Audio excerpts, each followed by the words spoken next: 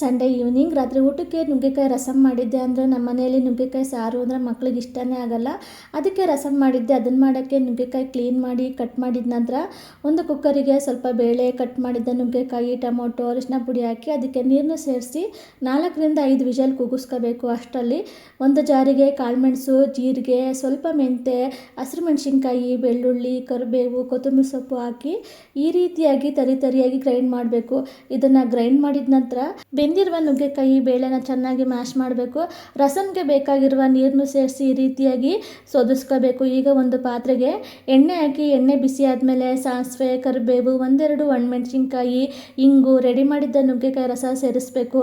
ಸೇರಿಸಿದ ನಂತರ ರೆಡಿ ಮಾಡಿದ ಪೇಸ್ಟ್ ಹಾಕಿ ಚೆನ್ನಾಗಿ ಮಿಕ್ಸ್ ಮಾಡಬೇಕು.